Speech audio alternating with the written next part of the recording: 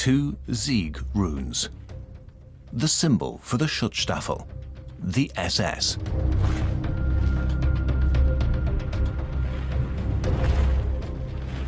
It was rugged.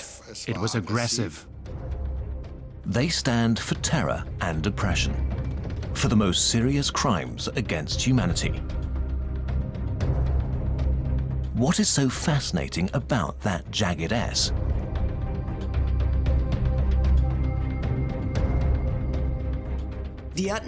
They had black pennants with a Sieg rune on them. I thought that was great. The runes supposedly have their origins among the Teutons, the people of the north, considered by the Nazis to be a superior race. The SS rune stands for Germanic culture, which the Nazis wanted to convey as part of their myth. But the symbol of the SS has, of all things, a Semitic origin.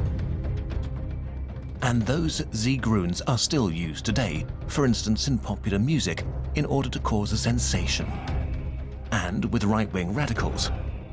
They sometimes use it in a modified form to avoid prosecution, but also present it unaltered. Today they're used to symbolize strength. It says we're prepared to use violence. So how should Germany deal with the old runes of the SS? Is a ban the correct approach? You can ban symbols, but the conviction itself has to come about through democratic means. The Signs of Evil, the work of an impoverished graphic designer. We go on the trail of the history of a dangerous symbol.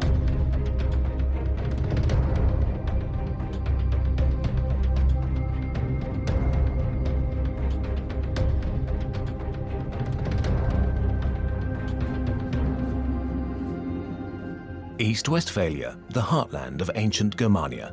It's a focus for delusions of race and native soil. The Externsteiner, 40 meters high, became a Germanic sacred site, and Hermann, the Cherusk, became a symbol of the superiority of the German race. The Wewelsburg was of special interest to the Nazis. The Renaissance structure, once a bishop's palace, simply needed the right history, and SS historians obliged. The Wewelsburg was declared to supposedly have ancient Germanic heritage.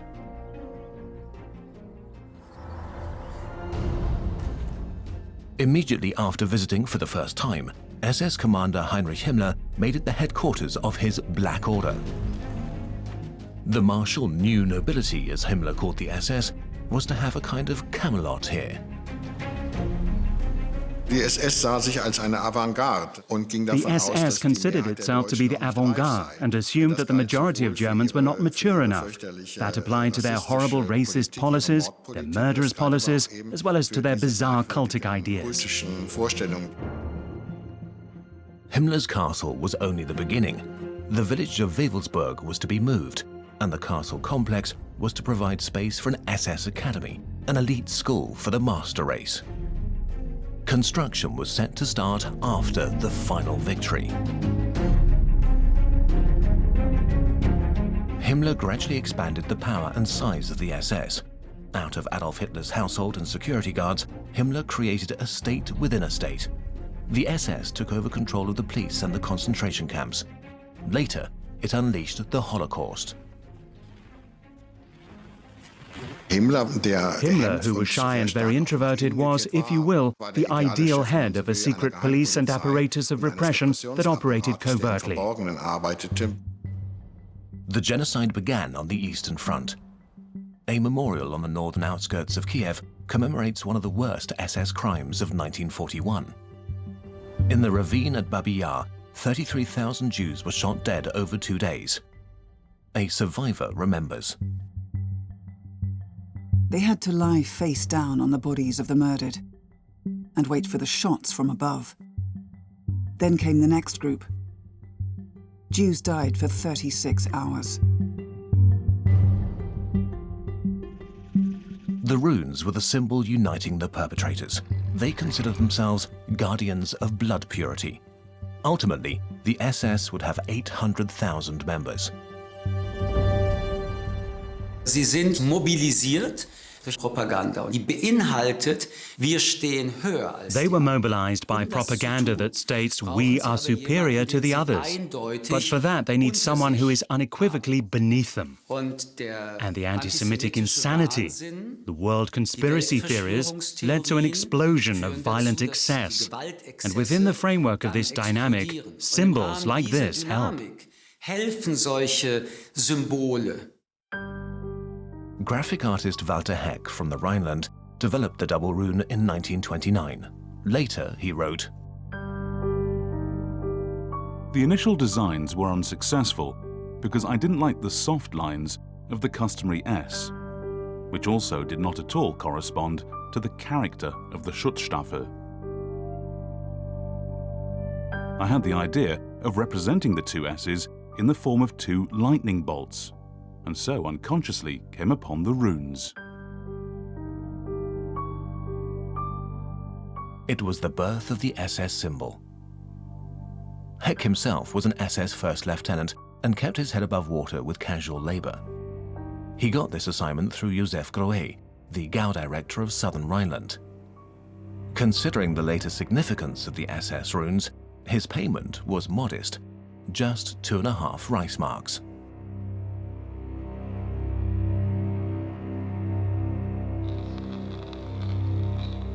Walter Heck completely relinquished the rights to his design. 5 years later, once Himmler had eliminated all of his rivals, the jagged lightning bolts came to signify the terror spread by the self-proclaimed Aryan elite.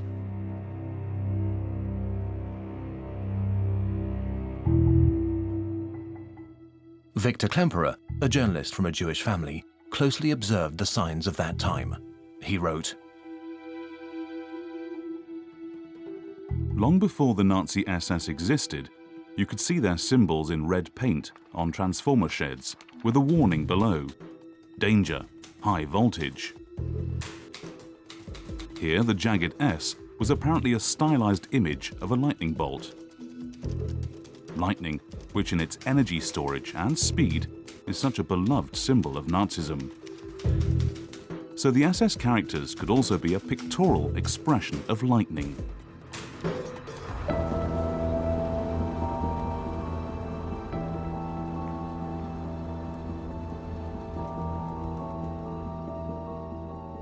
The SS rune has aggression in it. In the way it's designed, it stands for the lightning bolts that it transmits, but also for the Germanic, which the National Socialists wanted to convey in the form of myth.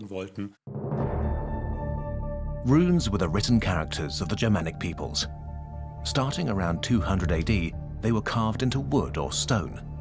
They were used to inscribe objects such as coins, gifts, burial objects, and memorials.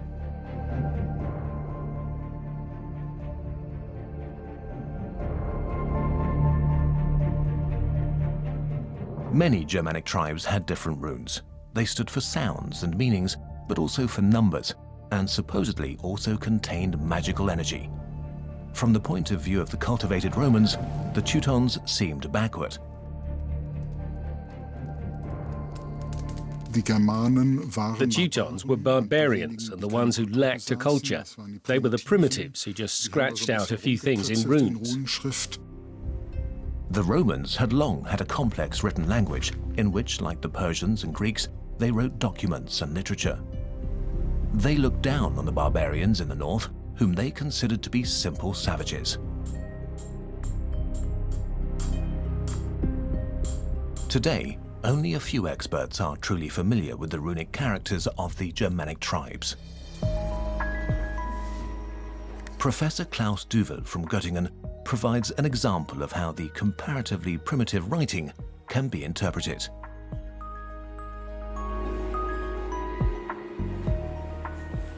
This stone says, King Sven had this stone set for Skarthi, his liegeman.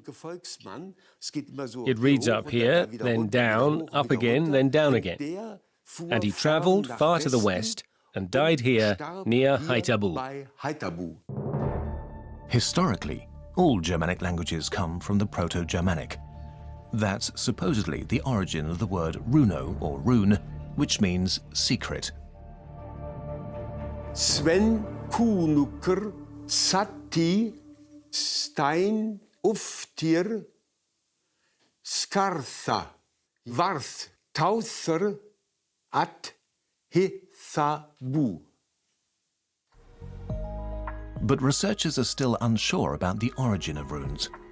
Of the 6,500 runic inscriptions that have been found so far, several are based on an alphabet with 24 letters. They are related to other European writing.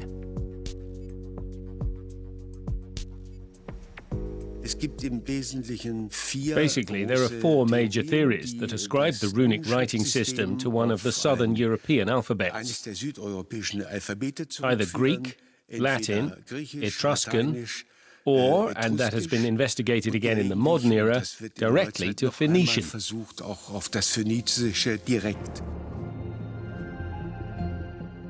Whatever route runic writing took until it arrived among the peoples in the north, whether it came to the Teutons from the Etruscans, ancient Rome, or ancient Greece, its origin is most likely Phoenician. The cradle of all European written language, including Germanic runic script, lies in the Middle East, in what is today Syria, Lebanon, and Israel. A small strip along the east coast of the Mediterranean Sea.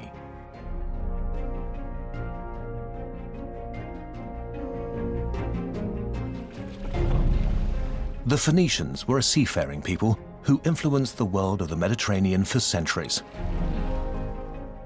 They belonged to the family of Semitic peoples and considered themselves descendants of Abraham.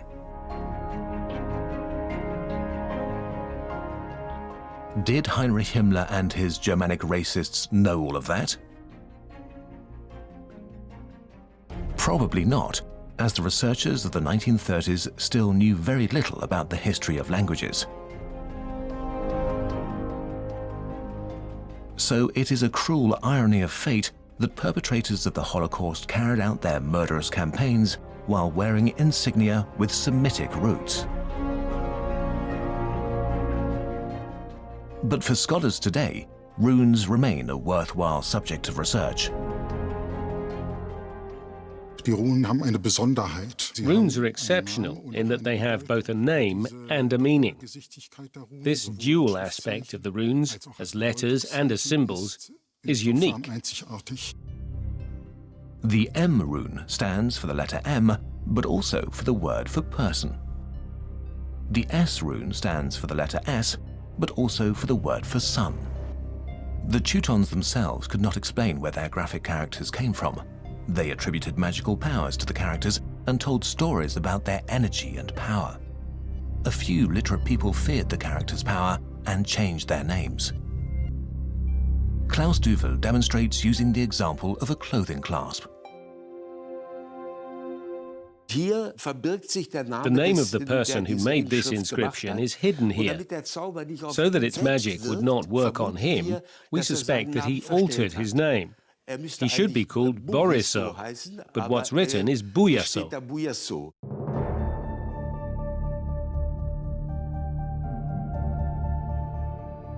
The runes have yet to reveal all of their secrets. Runology is characterized by a number of open questions. So basically, there's a lot we don't yet know, and that leads to lay people and enthusiasts getting involved. That includes fantasists like the so-called folkish movement. Aggressively anti-Semitic, this populist movement laid the groundwork in the late 19th century for that which was to come later. Guido von List was one of them. He believed in supernatural messages. During an illness when he nearly went blind, Guido von List had an inspiration, an intuition, perhaps also a vision. And he said that showed him this runic alphabet. Guido von List coined the term Sieg rune. It's a neologism by a charlatan. You can't completely deny that we're dealing with runic forms, but he combined these runic forms, and above all, changed them and gave them fake names by assigning the runes designations that sounded like the real ones, but were slightly changed. With Guido von List, terms that the Nazis end up adopting are mixed with crude ideas about Germanic culture. It's a mixture that was then turned against the supposed root of all evil, against Jews. The folkish thinkers of the 19th century undertook a racist, folkish reinterpretation of the entire runic system. The Nazis incorporated it because it fitted in very well with their so-called ideology. To that end, scholars at the University of Göttingen were brought into line. Starting in 1938, there was a dedicated Institute of Runology. The faculty were meant to provide proof for the belief at the core of the Nazi madness, the superiority of the Germanic race. They asserted that it wasn't the Greeks, Romans or Phoenicians who invented written language, but the Teutons. Back in 1935, Himmler had created an ancestral heritage research team to which he appointed dubious experts, more motivated by ideology than serious scholarship. Many of them were esotericists and occultists. They dug, grave robbed, and reinterpreted. To them, simple ornamentation was enough to prove an ideology. And if they couldn't find the proof they wanted, sometimes they helped it along. In 1938, Himmler sent his men to the roof of the world. They were meant to find traces of the Aryans in Tibet. Himmler imagined them as descendants of a civilization that survived the downfall of Atlantis in the Himalayas. The expedition found that the Tibetan nobility especially showed Aryan elements, and was certainly suited to be a partner people to the Germans.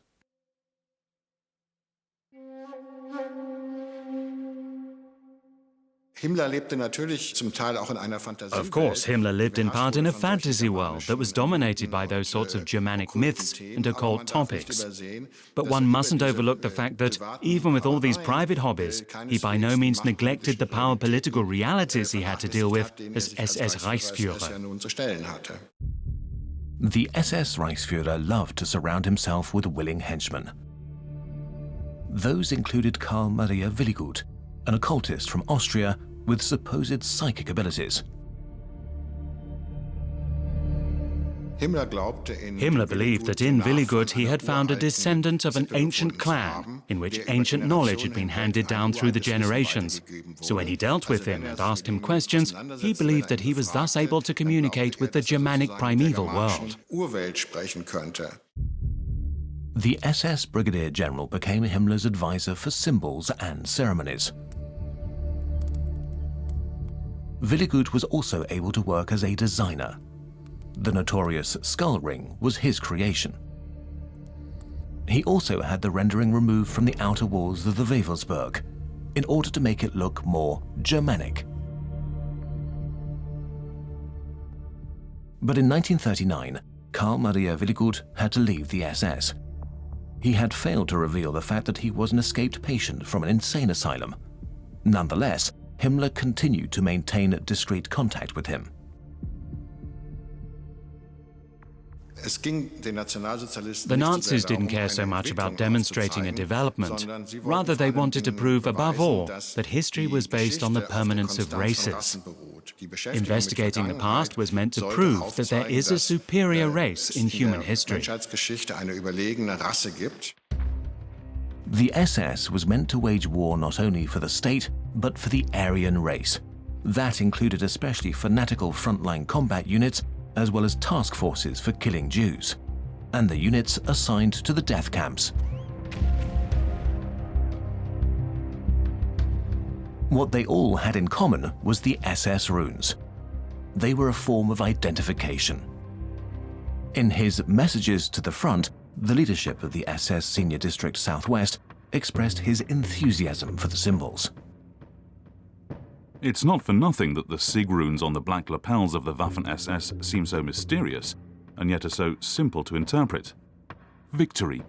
Again and again, victory. Soon the double lightning bolts are given their own key on typewriters. The trademark of the supposed Nazi elite is to be typed in a Germanic style, even in official documents. The fact that the symbol of the SS, the double Sieg rune, was made a character on typewriters is unprecedented. The new key was also meant to help make typing more efficient. Since the occupation of areas in the East, the bureaucracy had swelled. The runes of the SS became seen more commonly in Germany. People began to notice that apparently those wearing this label were allowed to do things that a government is normally not allowed to do. And this label was in great demand. It represented power and advantages. There was also an opposite label, and that was the yellow Jewish badge. Those who had to wear that were nothing. They had no power. They were vermin to be eliminated. Victor Klemperer observed the coarsening of German society. He wrote, Today I asked myself again, which was the worst day for the Jews?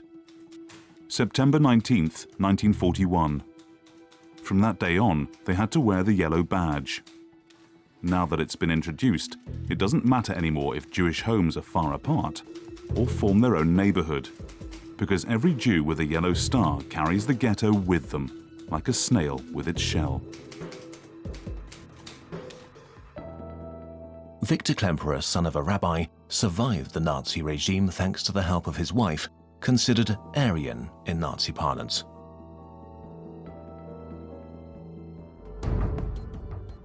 Gauleiter Josef Grohe put in a good word for the creator of the SS symbol, graphic artist Walter Heck.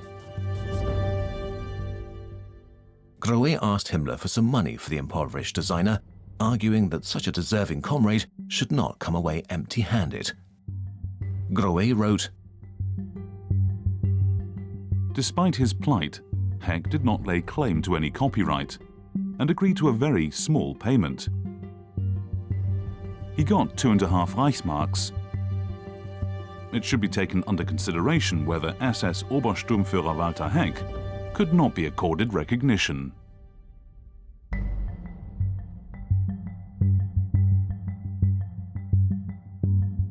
SS leader Himmler wanted to show his gratitude. 4 months later, he wrote to Walter Heck.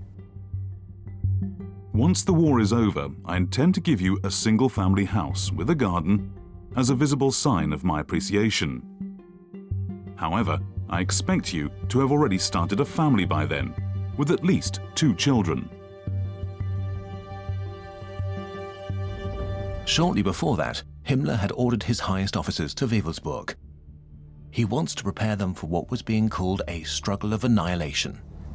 A few days before the start of the Russia offensive, there was a meeting at Wewelsburg of high-ranking SS leaders who were to be put in the mood, so to speak, for the imminent historic war against the Soviet Union. And that required a certain intimate atmosphere. Later, one of the SS officers would say that Himmler spoke of the decimation of the Slavic race by 30 million. For his speech, Himmler used a hall called the Obergruppenführersaal. Here, around the so-called Black Sun, the race fanatics forged their plans for the Third Reich, as Himmler imagined it.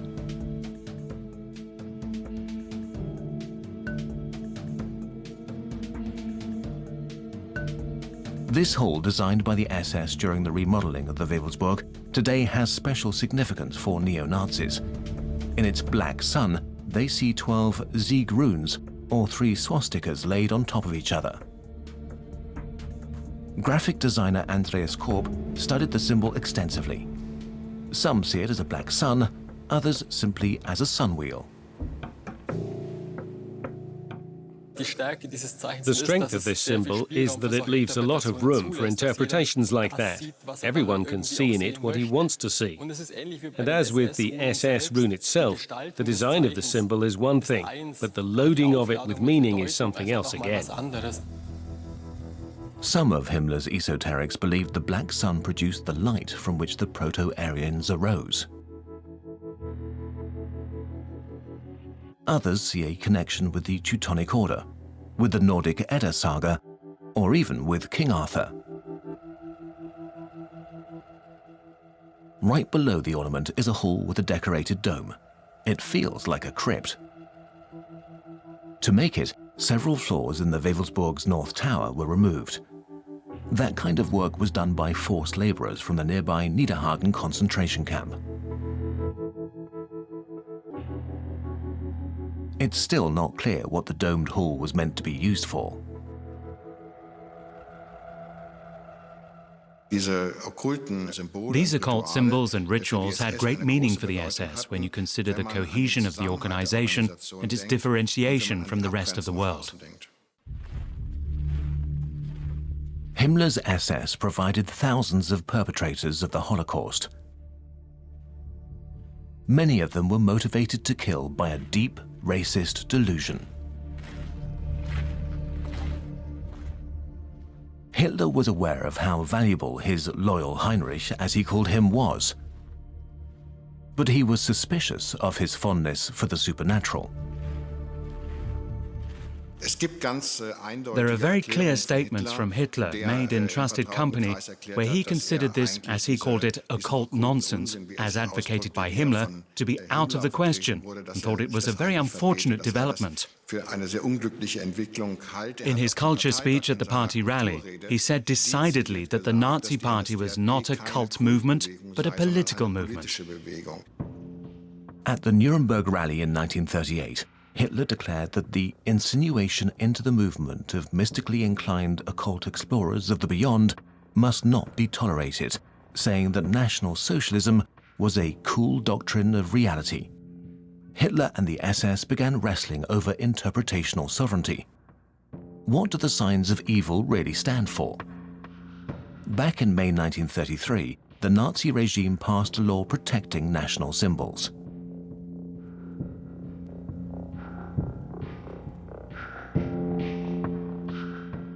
The Nazis had a great awareness that symbols were hugely important for the cohesion of the organization, and that must not be allowed to be sentimentalized. That's why there was that early law against the misuse of Nazi symbols. There was a real industry that produced the most outlandish things, and which of course tended to contribute to making those symbols look ridiculous. Christmas tree ornaments with Hitler's face, Nazi party boxes, and swastika clothing were banned. The party alone was allowed to decide where and when its symbols would be used. The dictator learned from his opponents. In Mein Kampf, he wrote, After the war, I experienced a mass Marxist rally in Berlin, in front of the Royal Palace and Gardens. A sea of red flags, red armbands and red flowers gave this rally, which was attended by about 120,000 people, a tremendous appearance, purely superficially. I myself could sense and understand how easily an ordinary man could succumb to the suggestive allure of such a terrifically potent spectacle. Nazism was supposed to exude a similarly potent allure. Nazi symbols decorated city centers on holidays. The party marketed itself with flags and bunting.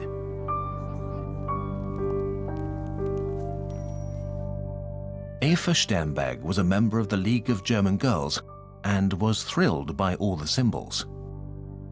I like the Sigrun, and I envied the Jungvolk, the parallel organisation to the Young Girls' League, for boys ages 10 to 14. They had black pennants with a Sigrun on them, and I thought that was great. So I stole a Sigrun pennant and appointed my young girls group with it. But that didn't go down so well with one of my rivals, and I got in trouble. The Nazi signs and symbols seem made for each other, homogeneous, as if they'd been created by an agency.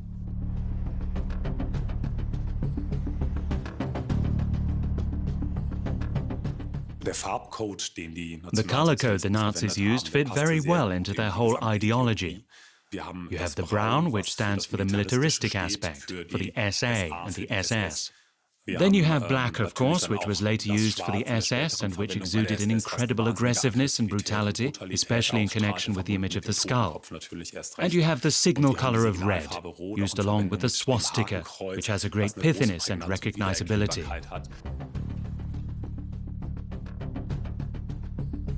It's an ensemble of terror. Nazi propaganda was aggressive. It was accusatory and direct.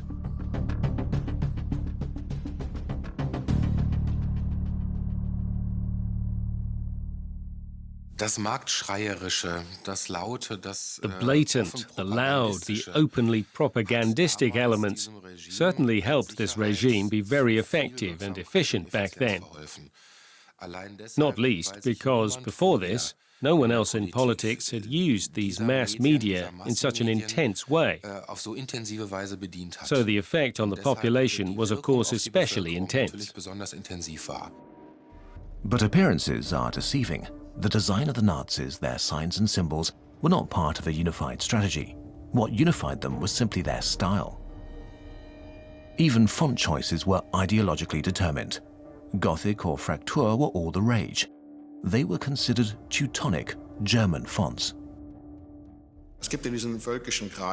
Traditionally, in those folkish circles, there was the notion that the German or Aryan person also had to distinguish himself through a special font. So there was a real cult surrounding these Fraktur typefaces, German typefaces. Official documents were printed in Fraktur, and film posters used the old-fashioned fonts. In 1937, Jewish-owned publishers were forbidden from using Gothic typefaces. Designer Andreas Korb has studied the effect of Fraktur typefaces.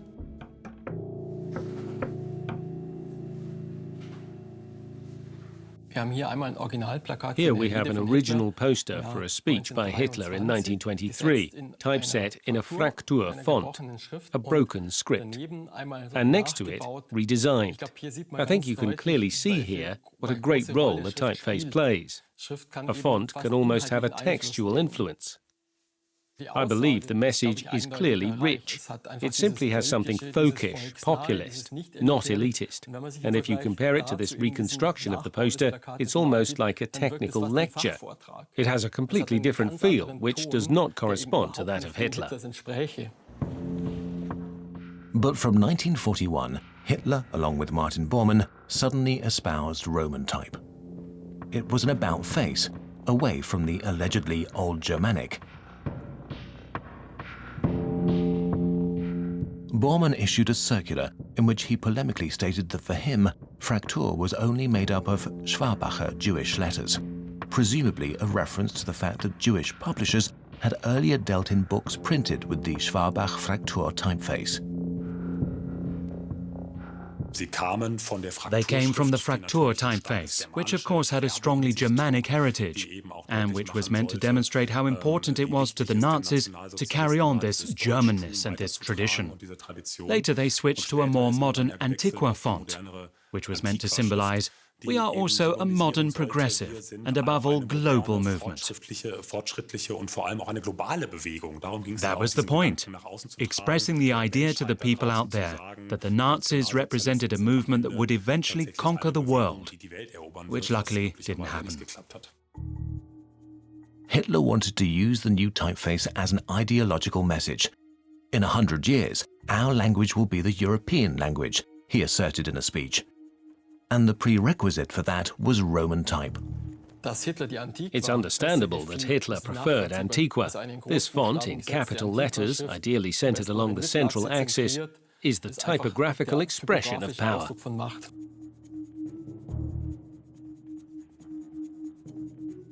Fraktur typefaces had to disappear from party pamphlets, newspapers and announcements, to be replaced by Roman type, the script of the ancient Romans.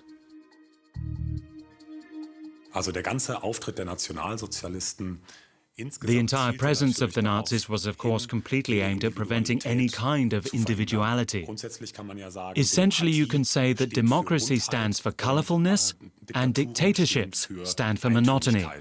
That has a lot to do with the concept of humanity behind it, meaning that they wanted to bring everyone into line, in the truest sense of the word. With the memory of defeat still fresh, the Nazi regime adheres to its signs of evil. Under their impact, resistance is opposed with deadly rigor. Deserters are hanged. Prisoners are executed. Obedience until the bitter end. Many believe to the last in a final victory under the banner of the SS runes. In our memory, they stand for Auschwitz, for a time when there was no room for humanity, at least in Germany. They stand for World War II and for a totalitarian regime that was unique in its ideological power of destruction. And they stand for an entire country and the many people in that country who looked away.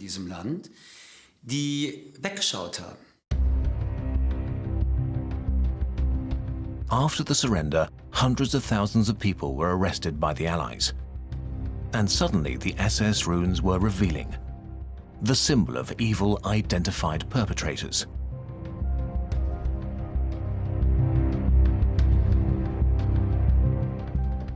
Sometimes a tattoo indicating a blood group was the key evidence. Often, simply belonging to Himmler's SS was enough for the victors as proof of guilt. Some prisoners were executed immediately. Others were put on trial.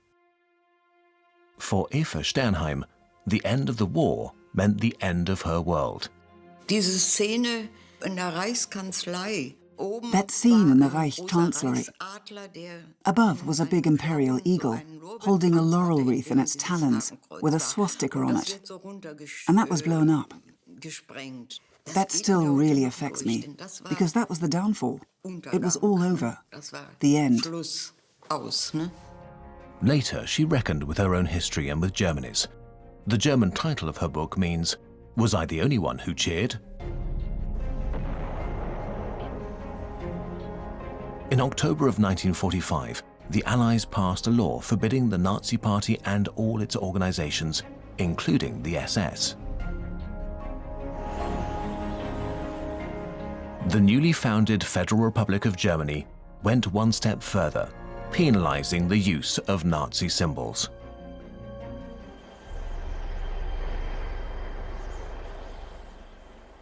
After that massive phase of propaganda, which really did permeate the entire German population, it was important to ban those symbols from public life in order to expedite denazification, just as it was right to ban certain literature, certain statements in order to rebuild democracy. But the fatal attraction has not gone away. The old symbols appear again and again, whether out of ignorance, an assertion of convictions, or as a provocation.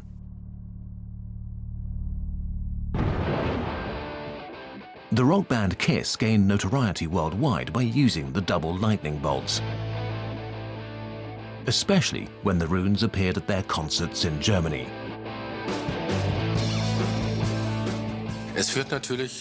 Of course, it leads to real conflicts when a foreign band uses SS runes in its name, and this band sells albums here in Germany or goes on tour here, and then comes into conflict with the peculiarities of German law. When lawyers and fans protested, the band's German record company offered to change KISS's logo. Shortly thereafter, the label announced in a statement, "We would never dream of suspecting the band of glorifying Nazism because of their logo. We're pleased that the band's management has agreed to the change." So KISS with the double S runes becomes KISS without them, but only for a short time. The band's singer insists it's not meant to be a Nazi symbol, since he himself is Jewish.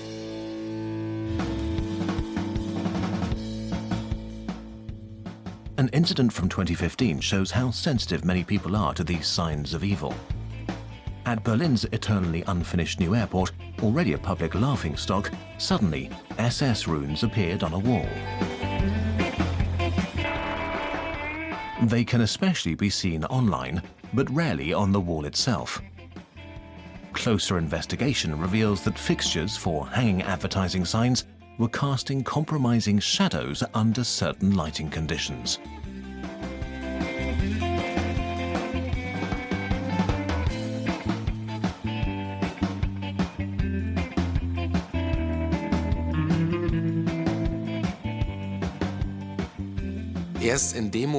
Once you find you have to seriously consider whether there is someone deliberately behind the fact that whenever it's sunny, the main entrance of the airport is covered in these runes due to the way the shadows fall, then you need to take action simply to avoid misunderstandings. Right-wing extremists like to cause provocation using slightly altered symbols. They know exactly what is allowed and what is not. Extremism and racism signaled through slight variations of the old symbols. The inhuman messages of Heinrich Himmler and his henchmen are still behind these tattoos and posters. And the black sun continues to be used.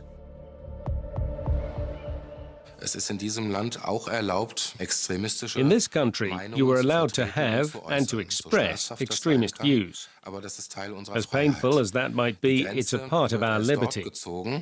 The line is drawn either where other persons are disparaged or where specifically outlawed organizations are promoted or advertised. And that does not apply to the black sun. The black sun falls through the cracks of German criminal law. It was not the symbol of a Nazi organization, so it has not been banned. 12 runes which the SS used for their purposes. Back then, as today, signaling right-wing views and a threat to all who believe differently. We Germans are a special case. Germany is more than just the Federal Republic of Germany. And it isn't we who are the wrong-way drivers, but everyone else is a wrong-way driver. And I'm showing these wrong-way drivers. Watch out. Bear in mind what this symbol once meant, and I who now wear it think it is right. I think it is wrong that Hitler was unable to complete the job, and now I'm here to do it.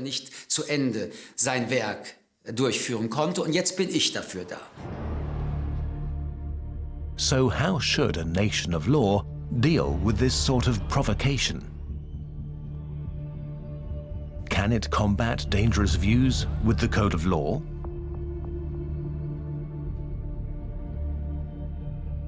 Or does it require, above all, courage, conviction, and fortitude in order to break the spell of the signs of evil?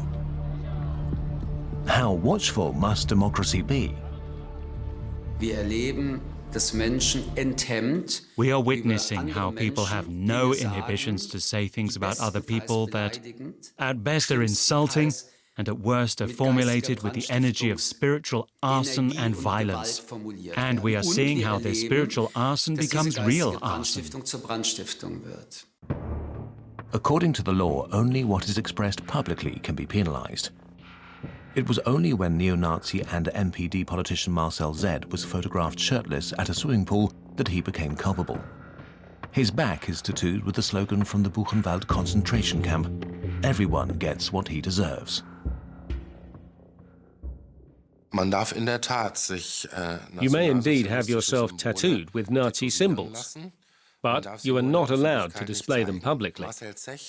Marcel Zech, who was seen at a swimming pool with a concentration camp tattoo, was convicted of hate speech. Paragraph 130 of the Criminal Code also condemns denying, condoning, or making light of the crimes against humanity committed by the Nazis.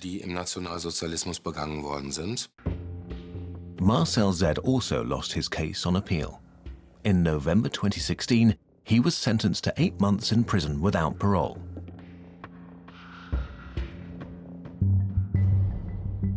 Many right-wing extremists want a society without tolerance and without solidarity for the marginalized, like back then. They identify themselves through the clothes they wear. A favorite label of many radicals is Thor Steiner. What set the Thor Steiner logo apart was that it combined two runes that were widely known and familiar in Nazi circles. The company's symbol consists of the S rune and the 2S rune, the Germanic symbol for battle. The label has been taken to court in Germany. Initially, the courts focused on the individual components, the Sieg rune and the Tier rune, and they said both are unconstitutional symbols. The label lost its first case and then won on appeal. When you take different symbols, each of which is actionable on its own, and create a new symbol that has its own optical content but has never been used by a banned organization, then it truly does not have the elements of an offense. Until the court lifted its ban, the company briefly used a new logo. In the meantime, it has returned to the previous two runes.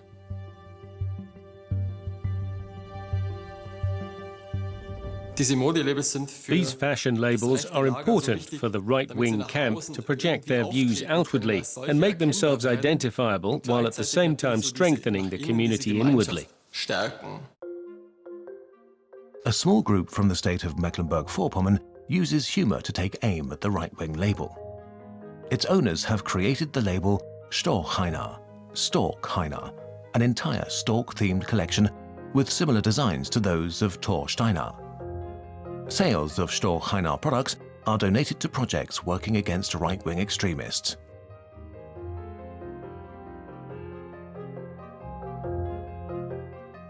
They're doing exactly that which should distinguish a democratic state. These initiatives work with words on the one hand, but also with the distortion of the original symbols. In doing so, they make fun of the things the other side takes especially seriously and wants to venerate.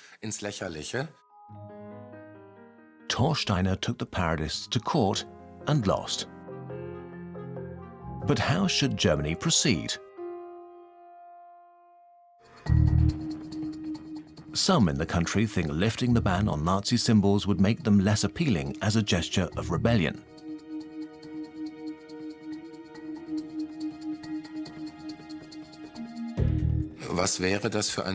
What signal would it send if these were no longer banned?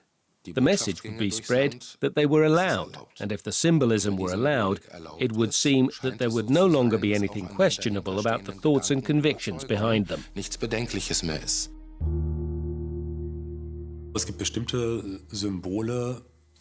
There are certain symbols that can very easily be exploited. That includes, of course, these symbols from the Nazi era. For some people, they still have a great identification potential. They still have appeal. And that's why it is right to keep these symbols out of the public eye as much as possible, so as not to encourage these people to fall prey to this ideology again.